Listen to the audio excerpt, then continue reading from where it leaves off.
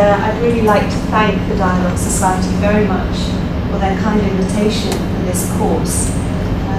It's really, really wonderful for me to be here because it's a great joy to share something as precious as one's faith with anybody, but to share it with people who are so very dear to my heart is a joy upon joy. So thank you for this invitation, and I hope that your understanding is furthered by the seminar tonight. I'd also briefly like to introduce you to a friend of mine, Dr. Sausan Al-Hadi, who's just sitting behind my friend Joe there. Sausan, I actually invited Sausan specifically to come tonight because she has a very interesting background. Sausan is a professor of comparative religion, and she was one of the very first women, she was of the first group of women who were admitted to the Al-Azhar University in Cairo, which is a very ancient university, about 1,000 years old, but only relatively recently admitted women. And Sausan was among the first group of women to have this very in-depth study of Islam. So when we come to the questions and answers section, if you have any questions of great depth that maybe I wouldn't be able to answer myself because I'm not particularly a scholar, not a scholar at all, perhaps Sausan will be interested and will be able to answer them. And anyway, I thought it would be interesting for you to meet her, and she was really interested to come here and meet you too. So I'm going to speak this evening for an hour about the Baha'i Faith, and I'll be covering quite a number of topics. I'll be covering the history of the Baha'i Faith, how it emerged, who Baha'u'lláh was, and you will see that these two subjects are very closely interlinked. Also some of the other main characters within the Baha'i Faith, who were they. The principles, the laws and the teachings of the Baha'i Faith, the administrative structure, how the Baha'i Faith relates to other religions, the prayer and spiritual aspect of being a Baha'i, and really also just what it means to be a Baha'i in these days, what's the work of a Baha'i. So in true storyteller style, are you sitting comfortably? I don't think that response was rousing enough, you know. I might have to ask you that again. Are you sitting comfortably? Yes, we are. Thank you, that's better. I'll begin. If I see your eyelids start to droop, I'll have to say Islam very loudly or something else. Anyway. So I start with the history of the Baha'i Faith. Well, the story of the Baha'i Faith really began in the middle of the 19th century. Now, this was a time of great religious expectation in the world. And a young man, Shiraz in Persia, quietly proclaimed that he was the recipient of a revelation from God. Calling himself the Bab, which means the gate, he explained that he was the herald, the predecessor, or the gate to a divine teacher who would soon appear, who was greater than himself. Now this divine teacher was going to herald a new age, an age of peace and an age of unity in the world. So in 9 short years, this faith of the Bab spread throughout Persia, and people of all different kinds of backgrounds became his followers and were expecting the appearance of this divine teacher. And they were called Babis, followers of the Bab. And so these people came from all different classes. They were rich, they were poor, and even some members of the court of the king became followers of the Bab. So they came from all different social backgrounds.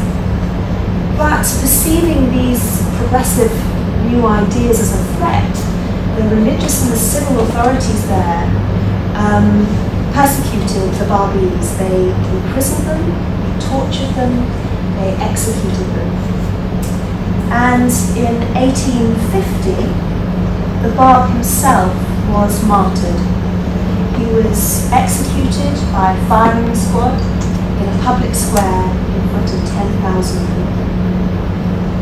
And that story by itself is a very wonderful and miraculous story. Perhaps I'll be able to share it with you one day. It's a beautiful story. Unfortunately, we don't have time for it today. We have to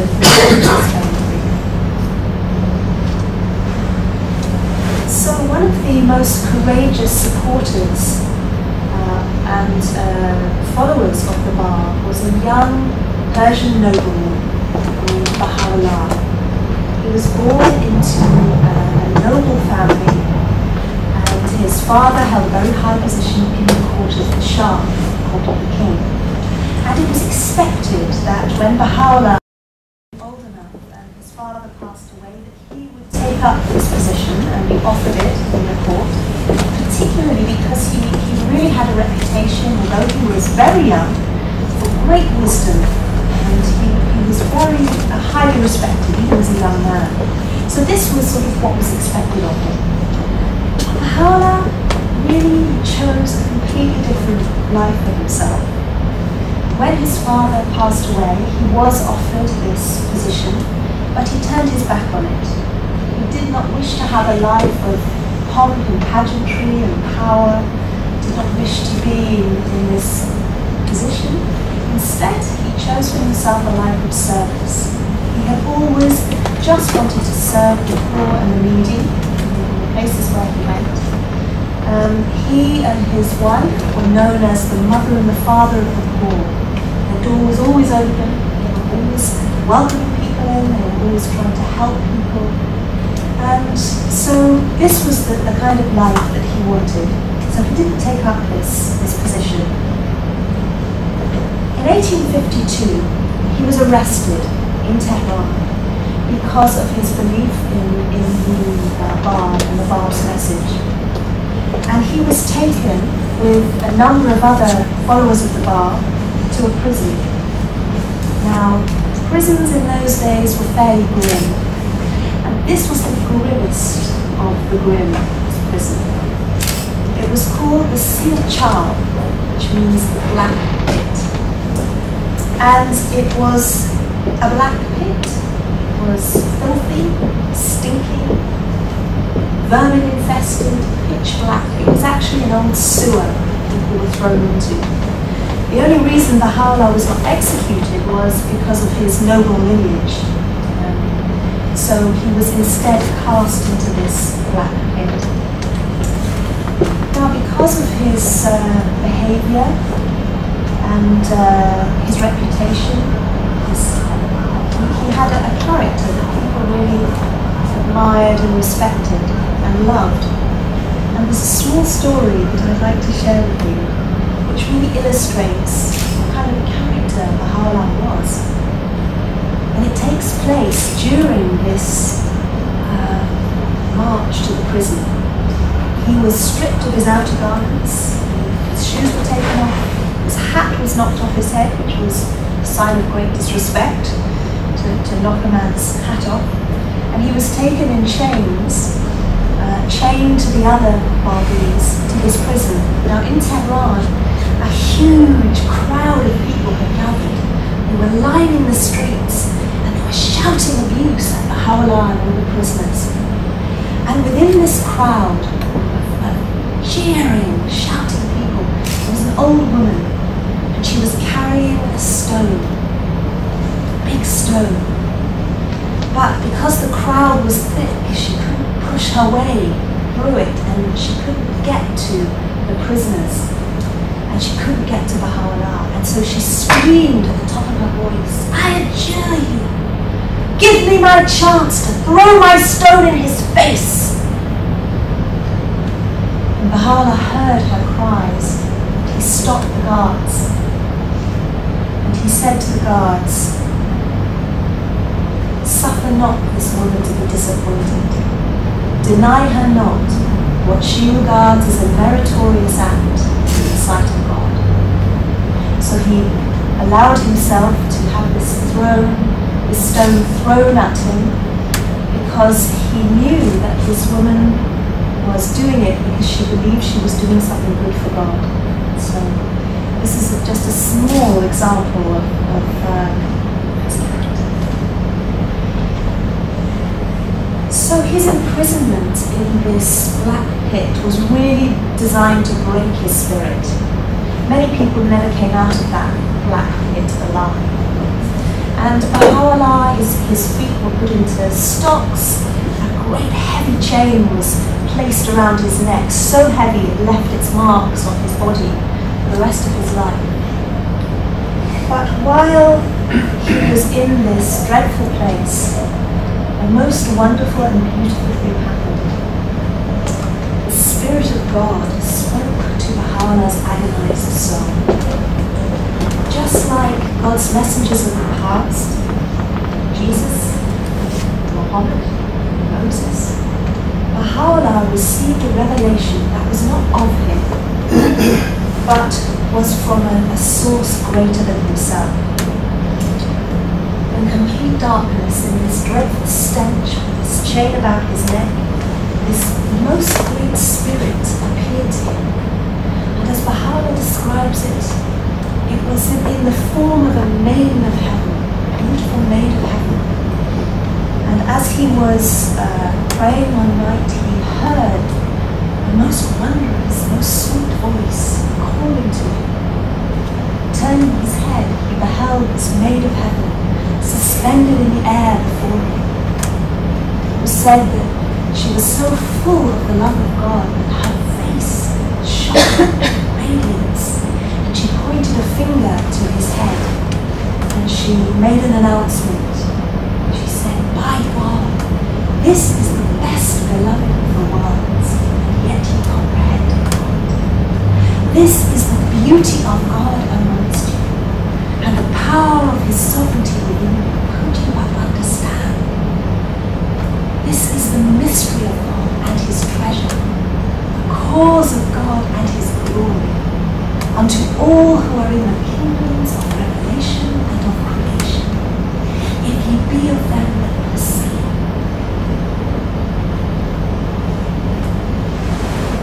Of course, Baha'u'lláh was the only one who perceived.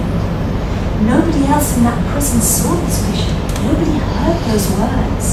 It was a sort of spiritual announcement, if you like.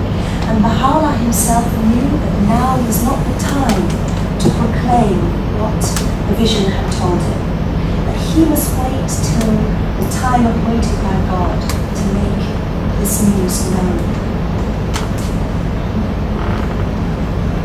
So, in the latter part of 1852, Baha'u'lláh was brought out of the prison.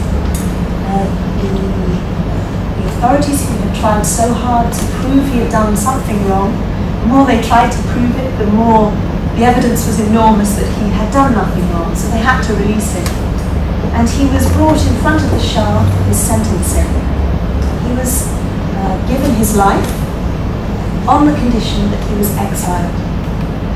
He left his homeland, never to return again, and that everything he possessed was stripped from him.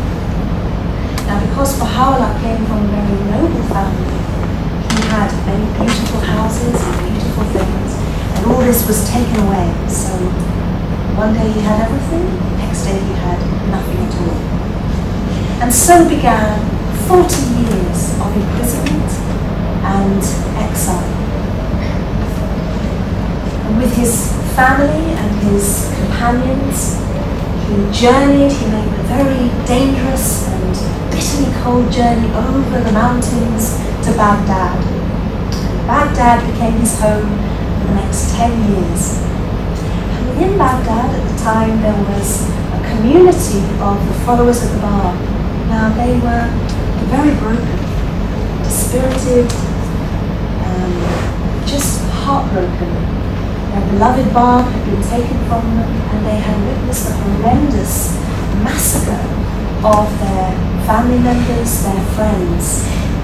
So they were a community that was really in disarray. They were demoralized, disheartened, confused. But Baha'u'lláh came amongst them, and with his love, his sweet words, he really revived that community. He became like a spiritual leader, if you like, to them. And he really cultivated principles within them which the Baha'is aspire to today still. Principles of non-violence, principles of obedience to the authorities. He banned backbiting, he demanded honesty and truthfulness, chastity and justice in their personal lives as well as their public lives. And the members of this exiled community under Baha'u'llah's reviving spirit really became famous for their quality of their characters, for their purity of motives, for their noble deeds, and the excellence of their conduct. Now, after 10 years, he was invited to go to Constantinople, which of course you know these days as Istanbul. But it was the kind of invitation that you couldn't refuse. So he was invited with an armed escort to go to Istanbul. And of course he accepted, but the people of Baghdad were heartbroken. Not only the Baha'i community, who he had revived, but everybody, because of course he saw no divisions. He loved everybody, he served everyone. He had tremendous friendships, and people really loved him there. They didn't want him to go, and they all came in huge crowds to his house because they fighting to say goodbye to him. And the house was too small. It was a tiny little house with only one room. He couldn't contain the vast amounts of people who wanted to speak with him and wish him well. So Baha'u'lláh took his two sons, his eldest son Abdul Baha and his young son Mirza Mihdi, and some of his followers over the river to a garden just outside the walls of Baghdad, a beautiful garden. Here he pitched a tent, and this garden was big enough for the rivers and oceans of people who wanted to bid him farewell. The garden was full of roses, full of nightingales singing. His followers said that it was such a beautiful garden, they named it the Garden of the Rizwan, which means paradise. And Baha'u'lláh stayed here for 12 days, and the Baha'is today celebrate that time as the Festival of Rizwan. They celebrate the 12 days he was in the Paradise Garden. Baha'u'lláh had little sleep during that time. All day he was greeting, saying goodbye to the well-wishers, and at night he would pace the flowered avenues of that garden, his robe gently brushing flowers. And the smell of the roses so beautiful at night. He would listen to the sound of the nightingales singing in the garden. Baha'u'lláh would say, listen to these nightingales, how beautifully they sing. So great is their love for the rose, that sleepless from dusk till dawn they warble their melodies, pour forth their love.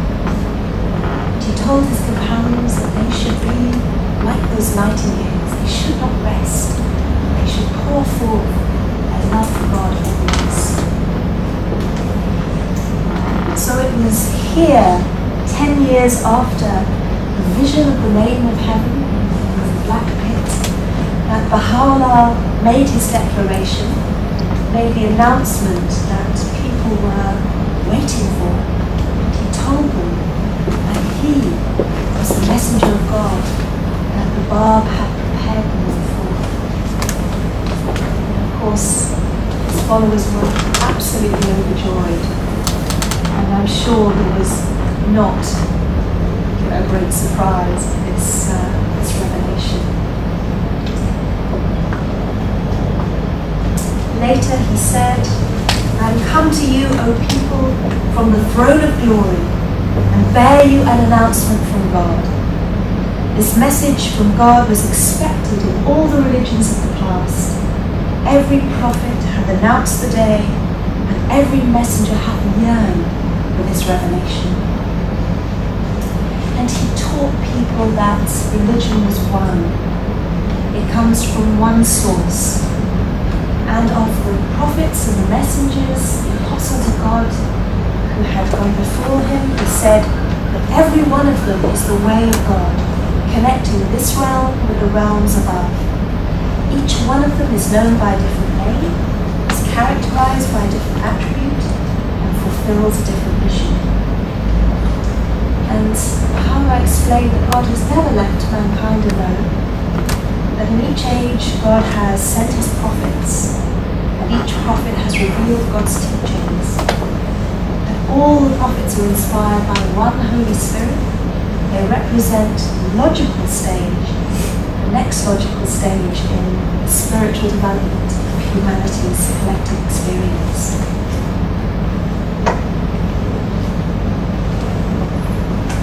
So as for Baha'u'llah's followers, who were now known as Baha'is, the name Baha'u'lláh means the glory or the light of God, and Baha'is means a follower of the glorious light of God. So his followers, the Baha'is, began to grow and grow, and as this happened, of course, he was further exiled. First of all, to Constantinople, to Istanbul, and then further to Adrianople, which these days is known as Adrianople. Exactly. And it was during this time that he spent exiled in Edirne that he began to address the world's leaders, the emperors, the leaders of the world, and he began to write tablets, letters to the kings and the queens and the rulers of the world. And he challenged them to unite. He challenged them to fortify their alliances rather than their borders, and he warned them against fundamentalism and intolerance. So the place of his final banishment was Acre, which is on the coast of present-day Israel. It was a penal colony, it was a prison city with the most terrible reputation. It was vile. It was said that a bird flying over that place would drop dead from the sky in the stench of it. There was no running water, there was no fresh water, there was a lot of disease, and of course it was full of criminals. So, in 1868, Baha'u'lláh and his family, about 70 of his companions and followers, were incarcerated, were locked in their cells in Acre. But it was here that Baha'u'lláh wrote many of his important works, explaining the laws and the principles that were enshrined in God's latest message to humanity. And for one who had spent most of his life in prison, in exile, his vision was really, he had a very profound global perspective. He said, the earth is one country, and mankind are its citizens. He said it is not for him to pride himself who loveth his own country, but rather for him who loveth the world. So he really had a world-embracing vision, and his call was a call to unity. His message was a message of unity. His teachings were designed to bring the world together, to make us aware of each other, to aware of our brotherhood and our sisterhood. So over time, he spent a great many years incarcerated. But the authorities grew to know him, grew to love him, and eventually they began to encourage him, look, you don't have to stay here, move away, but not too far, but they really encouraged him to take a house outside the city, He was actually unwilling to do this because he wanted to abide by the law, even though the authority that had made that law was now defunct. He was still obedient to it. And it took people literally on their knees begging him to leave his prison colony.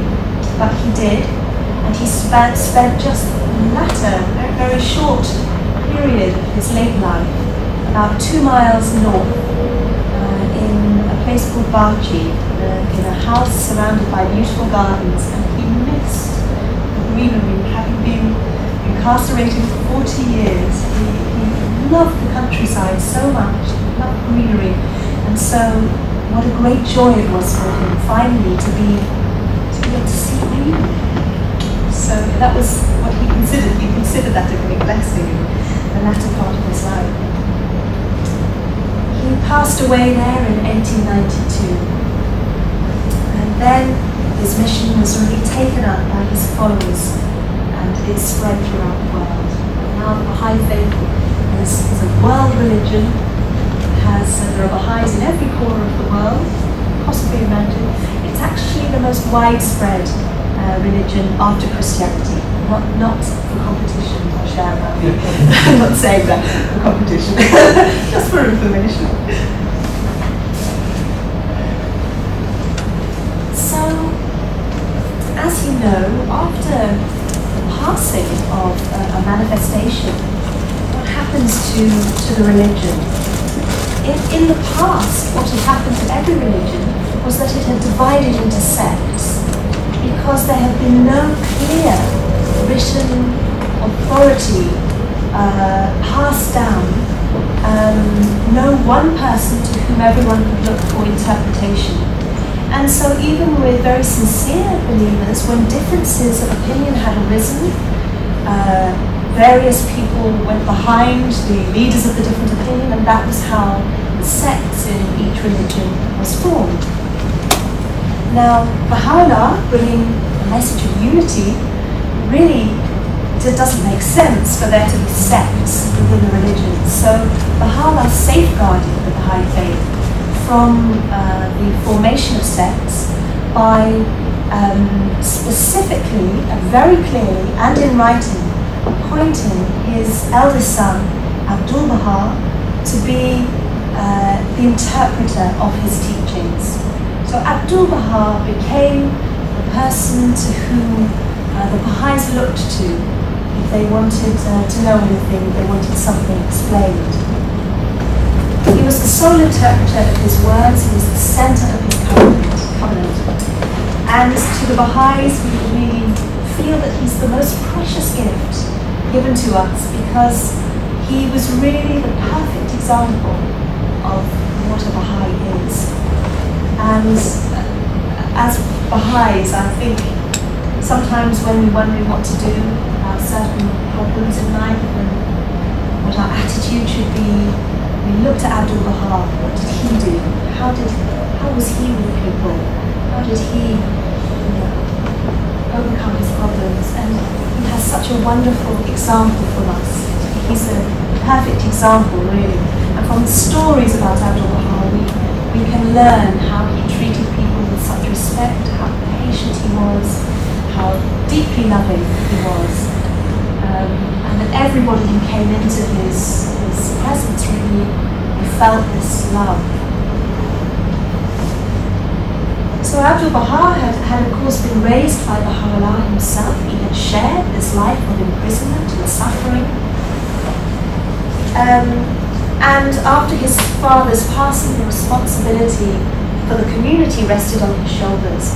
And really he labored night and day to spread his father's teachings.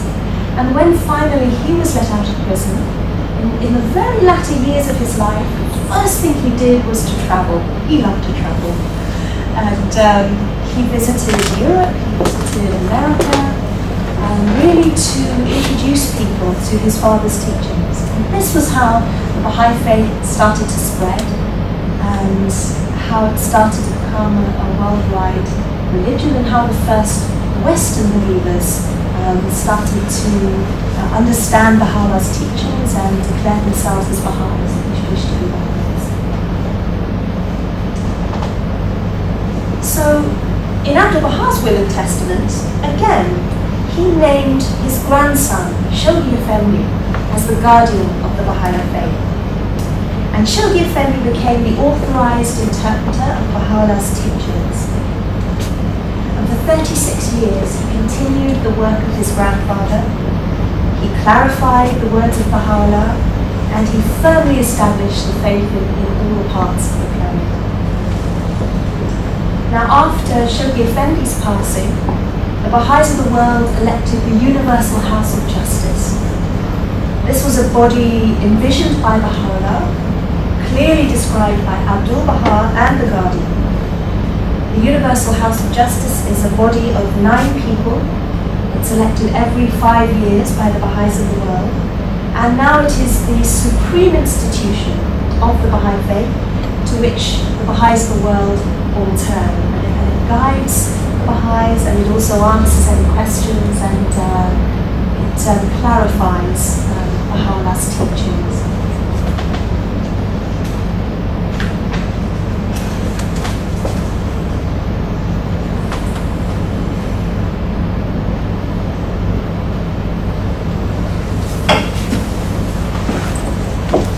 So within the Baha'i Faith, there's no clergy, there's no priesthood, and it's really up to the individual Baha'is to learn about their faith, to take responsibility for their own spiritual development. Hence, when Shanabi and Al-Nabla have asked these wonderful people to come and speak to you, they have been professors and very, very learned. Well, because of the structure of the Baha'i Faith, you have me, I'm afraid, not learned at all, not a professor, not even a degree, just a storyteller, just a housewife. But this is how we are.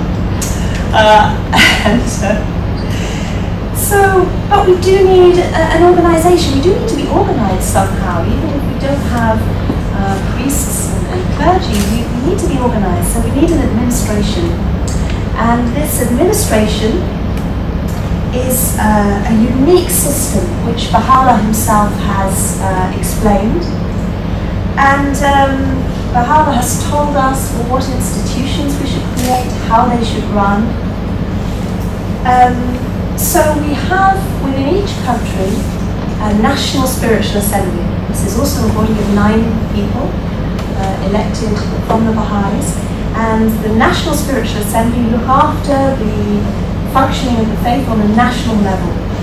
But also at a local level, we have a local spiritual assembly, also of 9 people, also elected by the Baha'is. And this local spiritual assembly looks after the Baha'i community locally, and also kind of the whole community locally, really.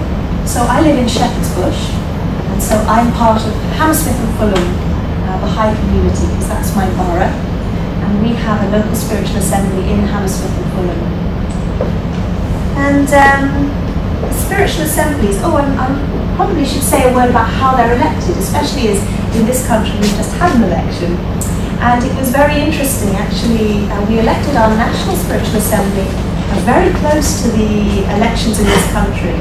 So it was really interesting as a Baha'i to experience the difference in these 2 elections. And so within the Baha'i Faith, electioneering is not allowed. So you cannot say, vote for me, get me on your local spiritual assembly, I'd be good. And you also can't say, don't vote for me, I'm too busy, I can't do it. You have to maintain your dignity and your silence and not say anything at all.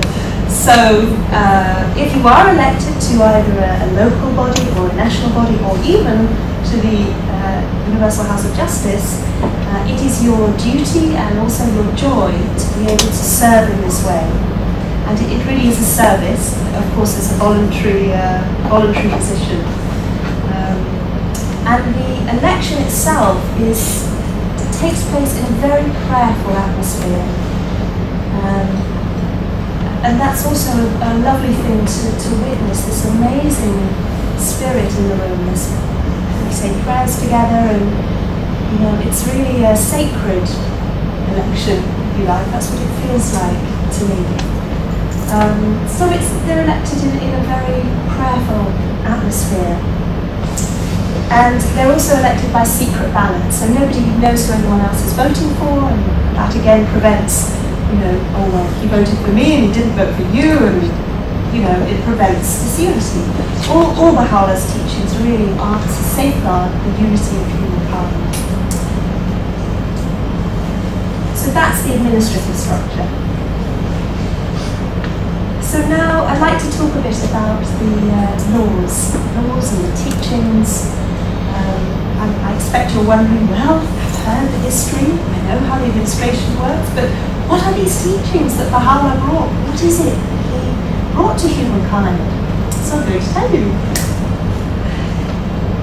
Baha'u'llah's principles that he brought may seem logical to us today, and I think it's interesting to bear in mind that at the time they were revealed, about 150, 160 years ago, it was a very different world and different circumstances. So, for example, one of Baha'u'llah's teachings is that of the equality of men and women. And he says that humanity is like a bird. One of the wings of the bird is male, the other of the wings of the bird is female. And only when these two wings learn to work together can humanity soar. But this teaching was revealed at a time when, even in this country, women were not allowed to vote. So you can see how very progressive this idea was when it was revealed. And now to us today, it seems a bit more acceptable than perhaps it was at that time. Some of his other principles include the fact that every child should have an education. That a lack of education is a great cause of prejudice, and that education is a positive thing, that everyone should have the right to an education. It's also the responsibility not only of the parent to give the child a spiritual education as well as a material education, but also for the local spiritual assembly in each place to make sure that this happens. So education within the Baha'i Faith is very highly prized. Baha'u'lláh talked about the essential harmony between science and religion. And he said that science and religion are in harmony with one another. He said that we must have elimination of prejudice of all kinds. Prejudice of class, prejudice of colour, prejudice of nationality. I'm sure there are many other prejudices you can think of. And interestingly, in times of reflection, if you really consider what prejudice is, it comes in very surprising and very small and subtle forms. So it is not only that, well, we're not members of the BNP, so we're not prejudiced, but it is tiny, can be very tiny things. But prejudice, obviously, is a cause of disunity, and prejudice really is one of the things that leads to war and which is why Baha'u'lláh really said we should eliminate prejudice. He spoke about and upheld the essential oneness of religion. Religion comes from one source. He upheld the essential oneness of humanity, that we are all one humankind. And he upheld what we like to call the independent investigation of truth. Now this means that every Baha'i has a responsibility to him or herself to really find out what he believes the truth to be for himself. That we should not just accept things because we're told them. We should not accept things because they happen to be a tradition or happen to be a tradition of the country, but we must look at everything with a perceiving eye and really ask ourselves, do I believe this? Do I embrace this? Is this the truth for me? Now this is a very interesting principle when you come to look at Baha'i families, because even though it is demanded of a parent to give their child an education and to give them a spiritual education, it is up to that child to decide what he or her believes for themselves. And so I have seen Baha'i parents encourage their children to go and investigate other religions, to really say, you know, it's your choice, you have to take ownership of what you believe. And so in some Baha'i families, children decide not to be Baha'is, or they decide to do something else. And in some Baha'i families, they decide to be Baha'is. But the parent must never force a child to believe something that they choose not to believe. And it's also a very penetrating principle, I think, not only when one comes to consider one's religion, but when one comes to consider the place one lives, or the attitudes that abound in society. You know, do I agree with this? Do I want to be part of this? It's a really questioning attitude all the time. Is this the truth for me? Do I believe it? Baha'u'lláh speaks about universal peace, which is upheld by a world government. He has made the design for a world body, a world government, so that if any nations if there are troubles between nations, they can refer to the world government, and the world government will give its advice and leadership. And he also, finally, he spoke about a spiritual solution to economic problems. Now, one of those spiritual solutions is in something that he spoke about, which he felt would emerge in time. That he said that there should be no extremes of wealth and poverty. He did not mean by this that everyone should be the same, but he said there should be no one extremely rich and no one extremely poor. But that over time, as we begin to see ourselves as one world, that the people who have a great deal will want to give to those who have very little and who are living in poverty. When we really understand that we are brothers and sisters, we would never see our blood brother on the streets with nothing to eat. So we should have that attitude towards all of humanity. And that gradually this awareness will start to come into the world, and that this voluntary sharing will take place, and many economic problems, God willing, will be solved. So that was some of the principles of Baha'i Faith. And what about the laws? Because every manifestation of God brings laws to humanity and commandments. And these are really here for our benefit and to guide us in the right path. So that as Baha'is, we should not think of these laws as a series of do's and don'ts. We should not obey them for fear of the wrath of God, but we should obey these laws out of love for Baha'u'lláh. Just as a child loves its parent and trusts that what they say is for its own benefit, for that reason we obey these laws. Baha'u'lláh says, observe my commandments for love of my beauty. So here are some of the laws, and there are also other principles and there are also other laws, but just for brevity, these are some that I thought maybe you'd be interested in. So firstly, prayer is a law, and Baha'is have an obligatory prayer which we say every day. And this is considered to be one of Baha'u'llah's laws. And within the Baha'i Faith, we have 3 obligatory prayers that we can choose from. And Baha'u'lláh has revealed a long obligatory prayer, which has prostrations and movements within it. And he's revealed a medium length obligatory prayer and also a short obligatory prayer. And so, by his grace, we are able to choose every day which one suitable for us that day, which one our heart wants to say. And these prayers are always preceded by the washing of the hands and the face. I'll say a little bit more about prayer later on. Another of Baha'u'llah's laws is the law of chastity. he speaks about before marriage to be absolutely chaste, and after marriage to be absolutely faithful to one's chosen companion.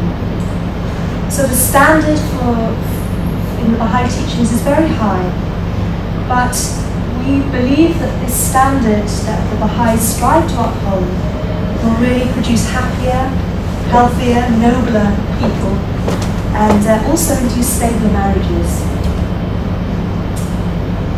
And there is a law against backbiting and slander, because, as I'm sure you are aware, backbiting is the enemy of unity. And when people's faults get discussed, it's usually to make our own faults look smaller. And backbiting also just dissolves trust between people. If you hear somebody backbiting, you know, well, perhaps they might say something about me when I'm not listening. So it's a great enemy to unity.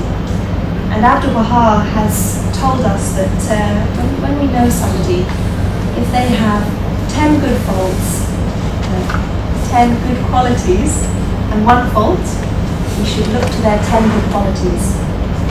And if they have 10 faults and 1 good quality, we have to look at their 1 good quality, focus on that. There is a law against, there's a prohibition of alcohol and of drug use. Obviously, you can use drugs if you're prescribed by a doctor, but this is what we would like call recreational drug use. And the idea behind this is that really that we were created as noble beings, made us noble. And when we drink or when we take recreational drugs, we're more likely to behave in a shameful way. And so, but that's why that is there. And also that our mind is a very beautiful gift. And if we are really to constantly watch ourselves, to question ourselves, to increase our spiritual qualities, we need to keep a clear mind.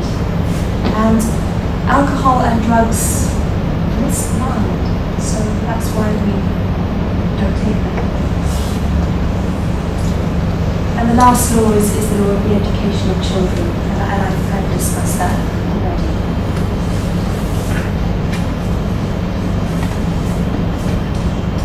So we're coming to the end of the talk.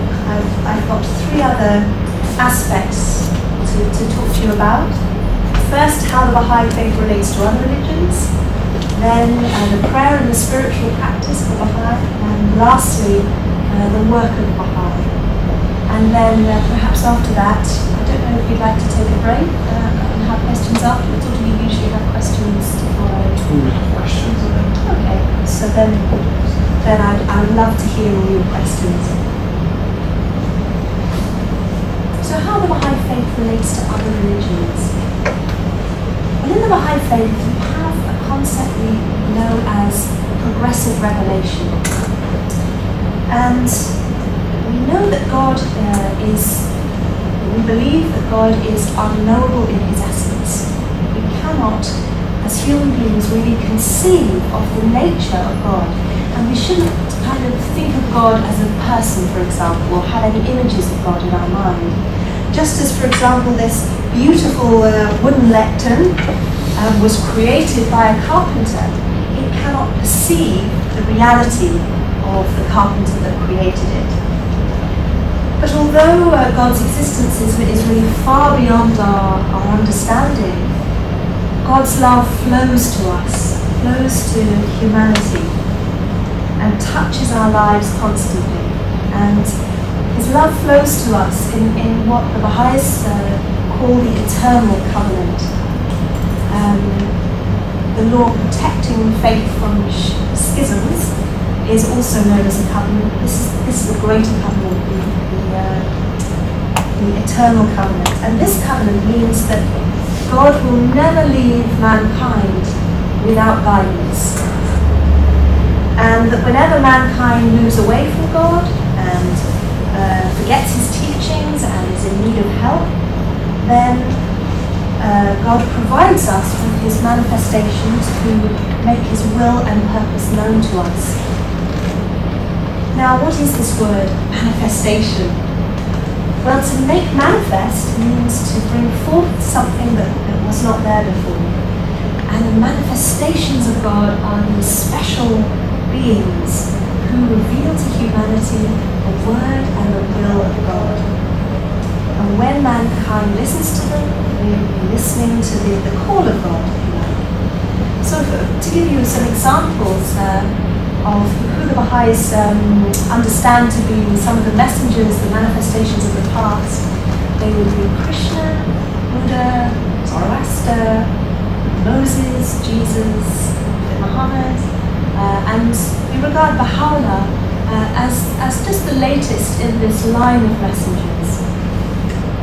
And Baha'u'lláh also says that there will be messengers in the future, that God's will is progressive and will continue to be revealed to us as time goes on. And we can see these great beings who brought religions as perhaps chapters in a book, and each chapter builds on the chapter before, and that Baha'u'llah's chapter is just what we believe to be the latest chapter in this. So therefore, Baha'u'llah's teachings are in harmony with the teachings of the other manifestations, but they really address the condition of humanity today. And that is why Baha'is really love to meet people from different religions. They love to understand more about the other religions. And as a Baha'i, really we accept already the messengers of the past. So it was rather a wonderful concept for me. I was not actually brought up within the Baha'i Faith. And so it's been personally for me a wonderful journey to look into other religions and to start to feel love for the other great beings who brought these religions.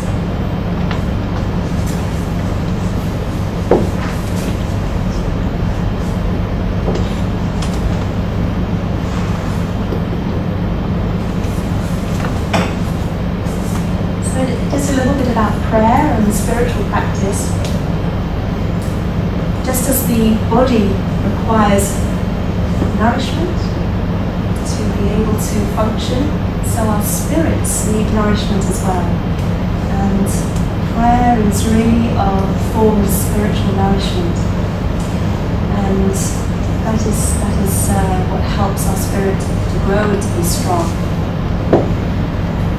Prayer is about creating an intimate relationship with God, about a conversation with God, and about a relationship. And I think myself very lucky to have so many beautiful prayers within the Baha'i Faith. There are hundreds of prayers which were revealed by the Baba, by Baha'u'lláh, by Abdul-Baha, and these prayers cover any kind of instance imaginable. There are prayers for health, healing, prayers for families. There's even a beautiful prayer that a pregnant woman can say with a child in her womb. So all sorts of beautiful prayers that one can say. And of course the one obligatory prayer, which is recited by Baha'is every day. So individual Baha'is would pray by themselves in the privacy of their own rooms. And also, Baha'u'lláh teaches us to read the Baha'i writings every morning and every evening, and to meditate on those writings.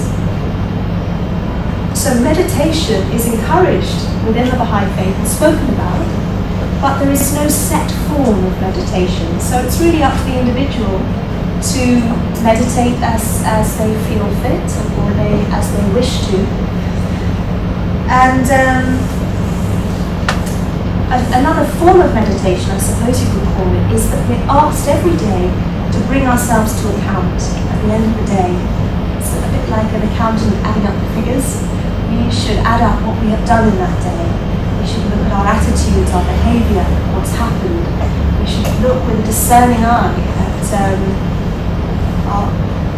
at ourselves and try to understand ourselves and try to improve ourselves every day. So this form of bringing oneself to account also can be a form of meditation. You look at your actions and the repercussions of your actions within that day.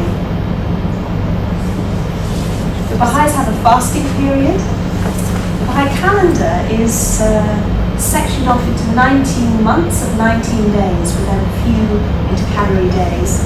And one of the Baha'i months is the month of fasting. It occurs at the same time every year, just the 19 days leading up to the vernal equinox, the spring, March the 21st, which is the Baha'i New Year.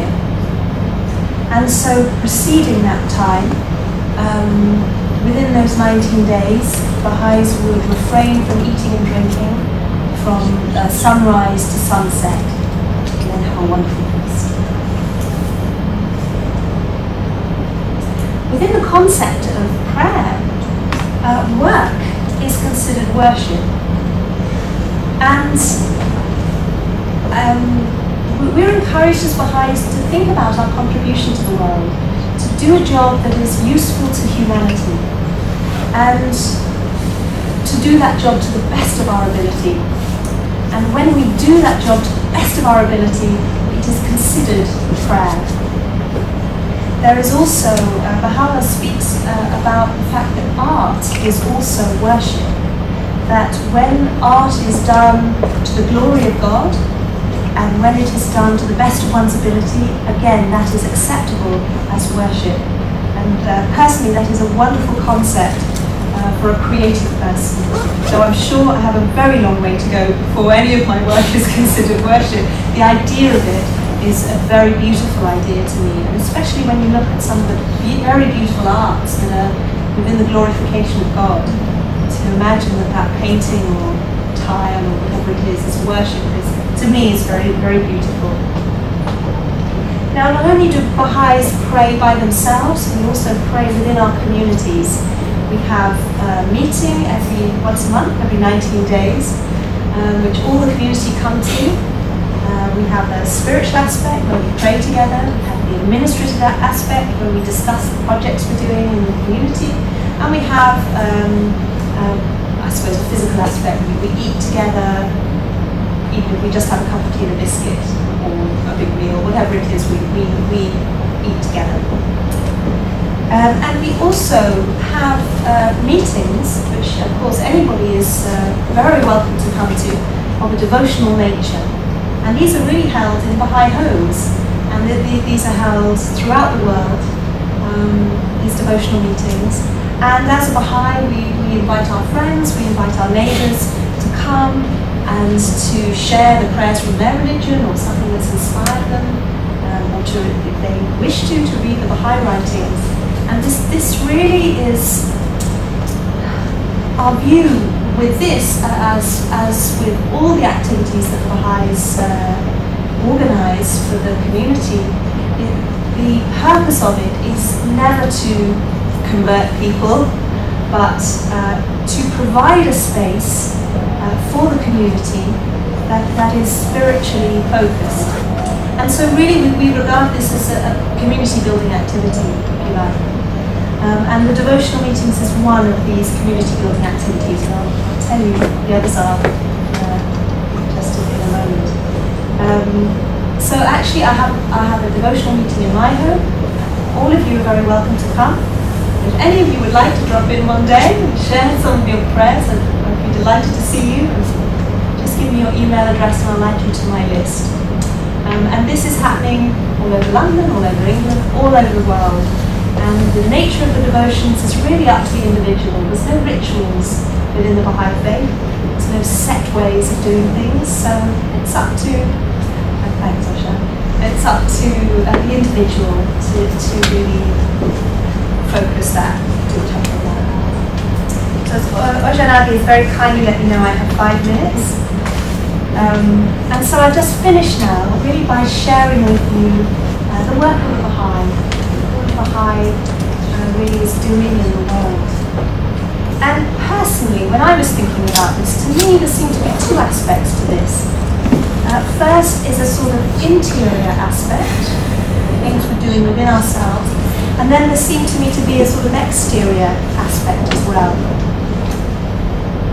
So the first work of a Baha'i is always to strive, I repeat the word strive, to bring his or her life into line with the teachings of Baha'u'lláh. Every day to strive to uphold these principles, to uphold these laws, and uphold this standard. And it is a struggle, of course. And to constantly strive to improve oneself. We understand as Baha'is that we're here to develop our spiritual qualities. And our belief in the afterlife is that as this physical body falls away, our spirits, our soul progresses, and progresses throughout the worlds of God, which are infinite, until we get back to the essential oneness, to God himself. And so our duty and our work in this life is to really strive to improve our spiritual qualities, and these will be the strengths that will serve our soul in the next world, as well as our strength in this world. Being in this world is a little bit like being a baby in the womb of a mother. And the baby is growing eyes and fingers and a sense of hearing, and it doesn't know why it needs them, because it doesn't really need them to exist in that world. Because as soon as it's born to this world, it sees, it hears, it touches. It's an existence that it could never have dreamed of. And it's the same with us, that there is an existence that we cannot dream of or perceive. And here our spiritual qualities are being honed to help us to survive. Again, it's our work to seek out truth for ourselves every day. And of the exterior work, it's a Baha'is work to be of service to humanity, especially perhaps in the type of work that we choose to do. Are we serving humanity? Are we being of service? And the station of servitude for the Baha'is is the highest station, to be a servant. Also to serve the community in which we live, and to offer these activities to the community which have a spiritual basis, to offer classes for children in spiritual development, to offer classes for youth, to empower them to make positive moral choices in the world, to be able to withstand peer group pressure, to understand the consequences of the actions they may take, and to take responsibility for themselves and for their development. And also, we host meetings, study circles to study the Baha'i writings as well. And again, this is really part of a Baha'i commitment to community activity and cohesion, and Baha'is are seeking to strive to be more socially engaged with the world today. Really, in a nutshell, Abdul-Baha tells us to see no man as a stranger, but to see all men as friends. And really, to sum up and to finish, I'd like to sum up with what Abdul-Baha says it means to be a Baha'i. He says to be a Baha'i simply means to love all the world, to love humanity and try to serve it, and to work for universal peace and universal love.